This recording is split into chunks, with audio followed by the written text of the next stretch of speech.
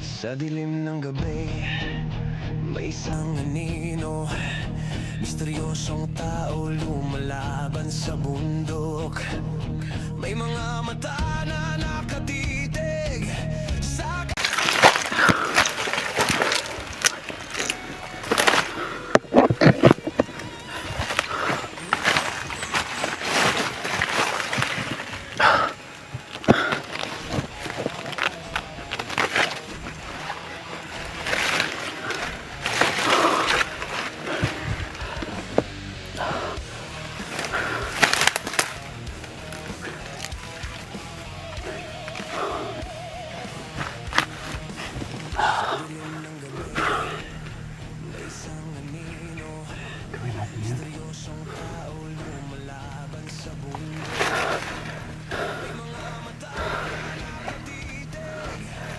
ay mga ano presyo namin ni Pinunong Kamandag. Yung mga kamaster, nalaman pala nila Pinunong Kamandag yung mga puti na diwata. Pinagiba nila yung bato, iniresyo na nila paligid.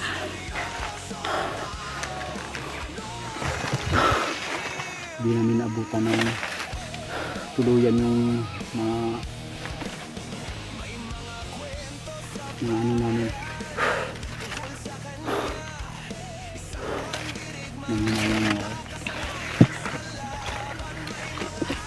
hala ko may tutulong na sa amin na isang puti na diwata, kaso nalaman pala ng pinuno nila na si Kamandag, pinasira nila yung bato.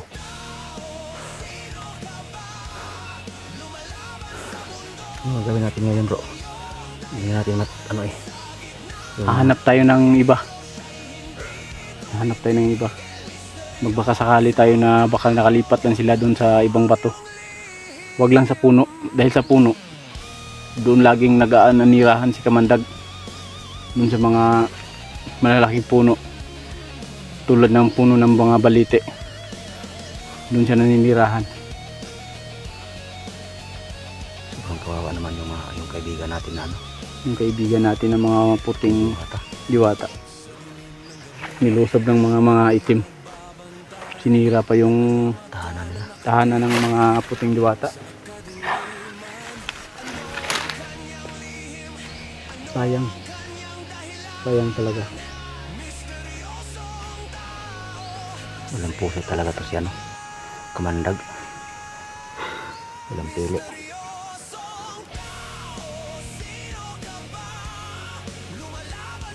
Dapat ang gawin natin sa kanya yung kumano natin yan si Kamandag, bro.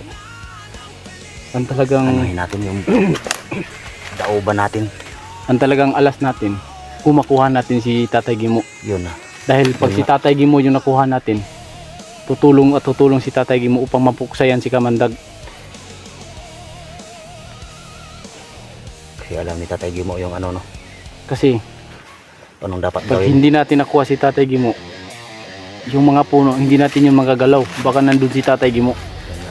Pero once na nakuha natin si Tatay Gimo, lahat ng puno na pinapasukan ni Kamandag, pwede natin yung lagyan ng orasyon na panghabang buhay na hindi na pasukan yun. Hindi na sila makakalabas.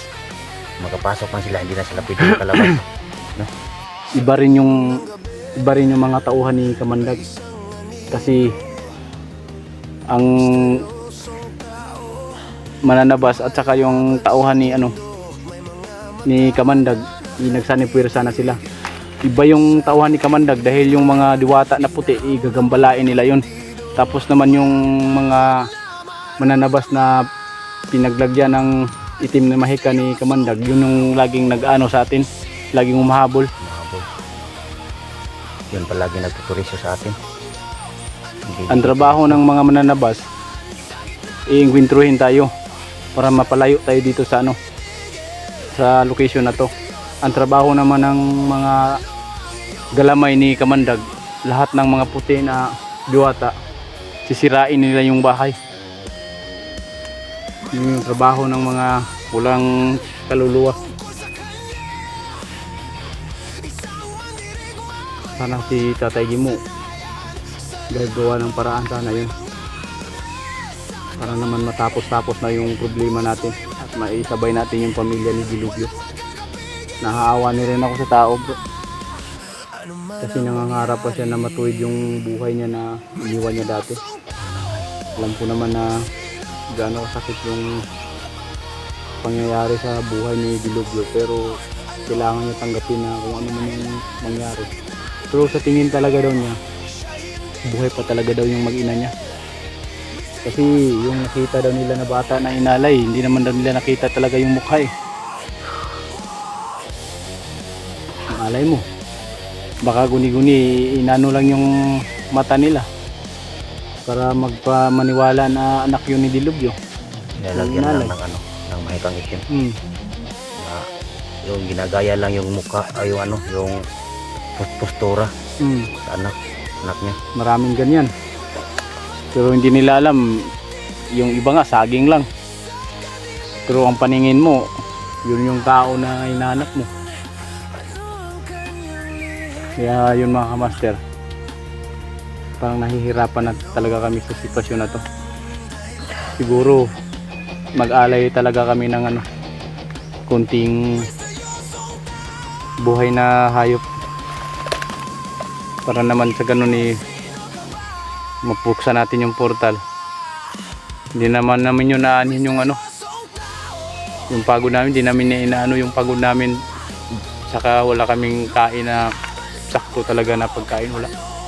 Kita nyo naman, dito talaga kami sa bundok, hindi na nga kami nakakita ng mga sasakyan o ano man.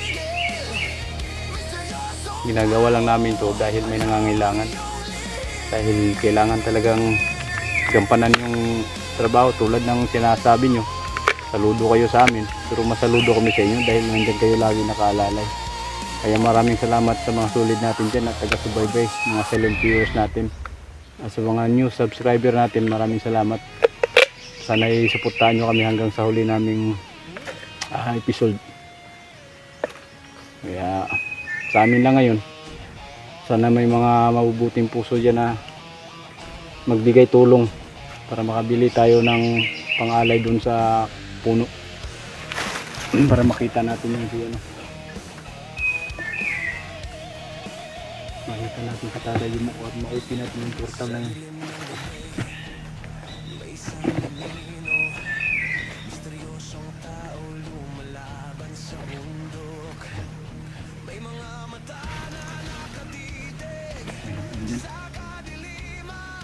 Kami nakapitin pati sa paligid.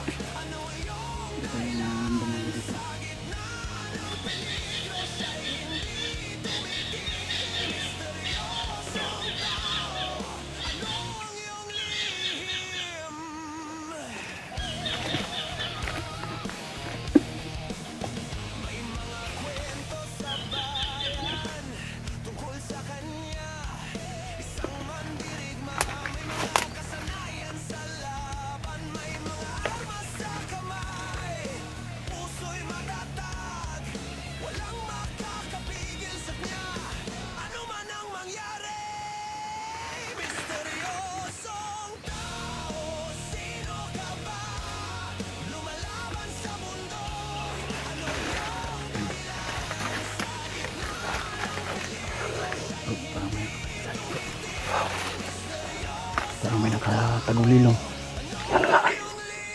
May meron naman.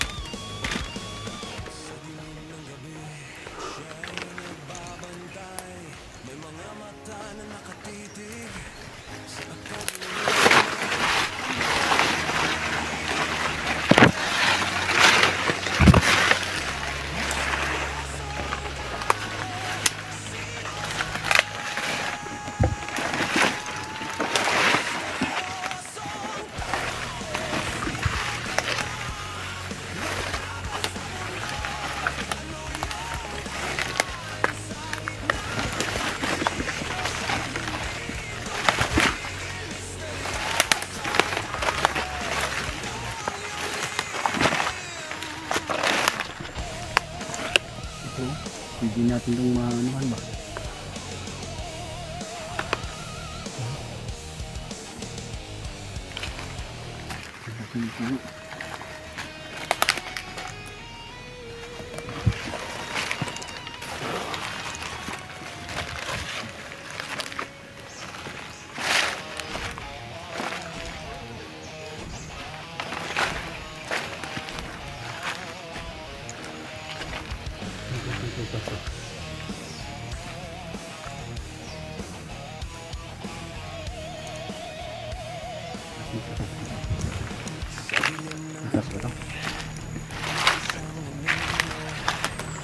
Ano yan?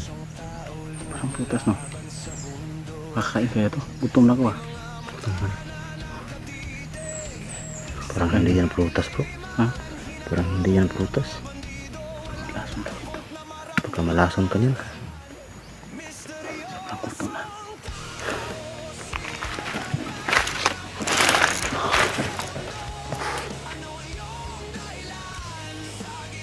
Hanap tayo ng pwede natin kapahingahan. Sobrang gutom natin na puro.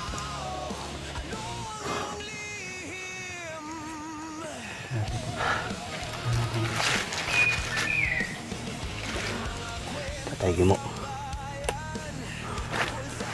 Huwag ka lang gibitiw. Hindi rin kami susuko hanggat hindi ka namin makukuha sa kamay ni Kamandag. Sa lahat ng naanuhan ko ngayon, mga dati-dati pa ng mga operasyon namin, dito lang talaga ako kakamandag na hirapan. Kasi lahat talaga ng puno pwede niyang paglagusan, eh. Kaya mahirapan kami. Marami pang tauhan, marami nakabantay.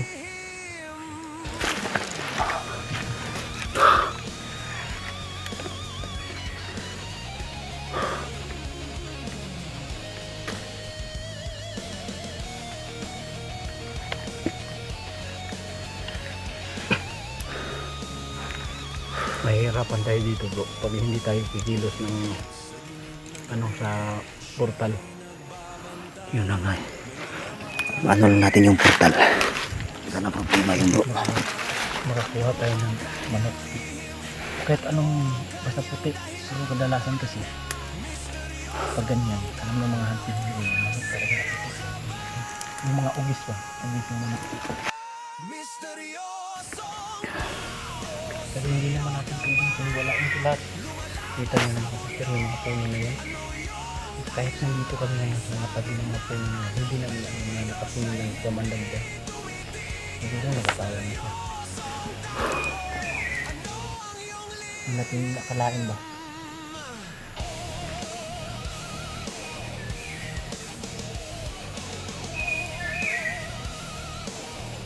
Mga puno na yan.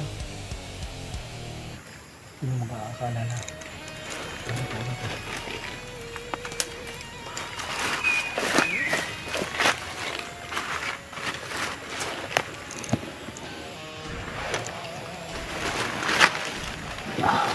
Yung bag ko mga master, tinago ko din kasi kanilang umaga, madaling araw, sobrang lakas ng ulan.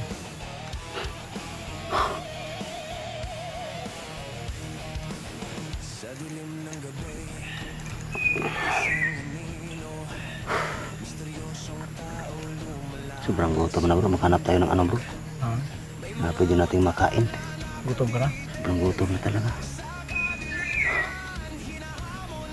Rin gutom na rin ako, bro. Maghanap tayo ng ano. Ano natin sa dyan. Pwede. Problema saan tayo dito hanap? Puro maraming kahoy ito. May prutas naman siguro pero hindi maano sa tiyan ko yan kasi sobrang asim. Yung mga master may nakita naman akong prutas sa gubat pero hindi sapat na gawin namin yung pagkain dahil sobrang asim doon. Nakakakos pa namin yung sakit ng tiyan. Kaya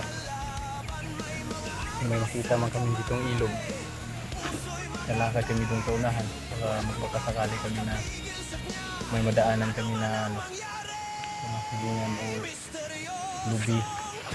Kahit ano, makakain lang kami.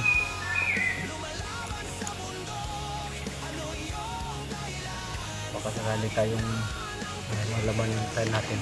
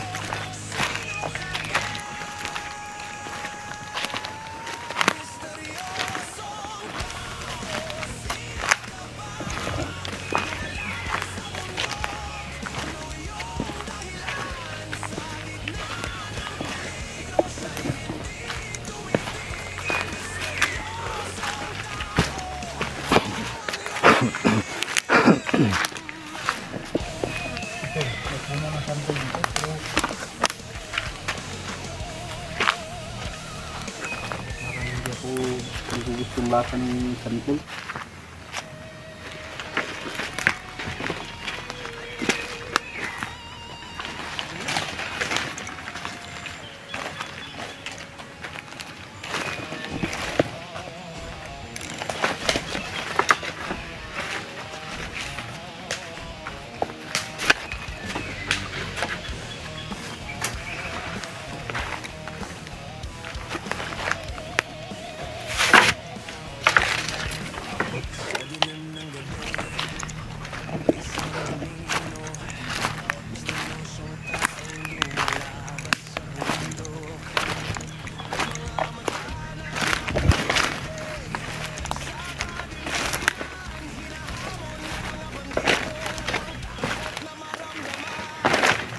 Yan bro.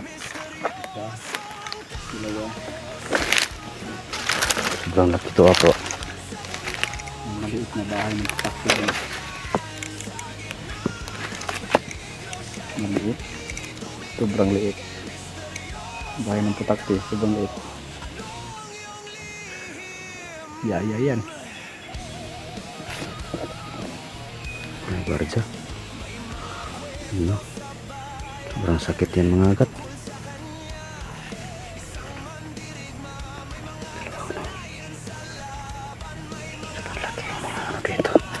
Sobrang laki yung mga ano dito.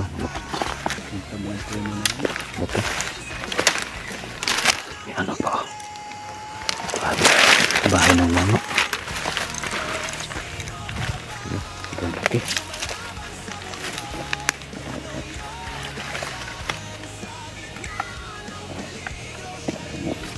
Sobrang laki ng bato.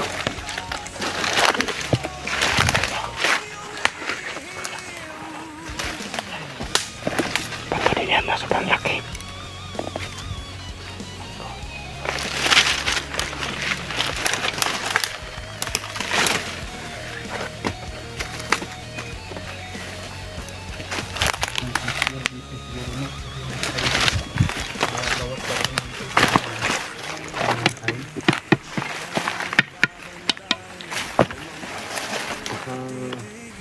Pag kinukpok mo yung bato, parang buot na yung ano sa ilalim.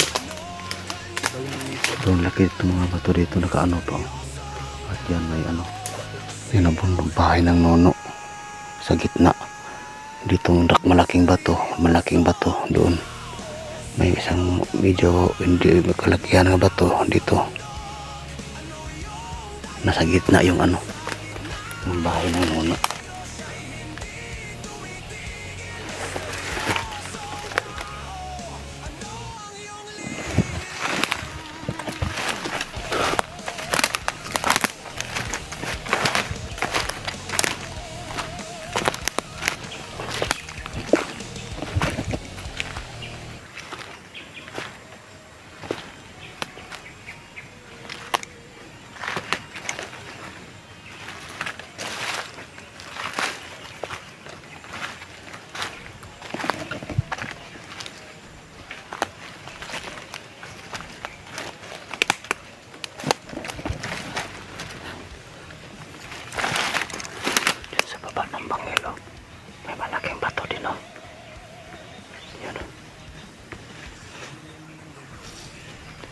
ilalim ng bangil may malaking bato.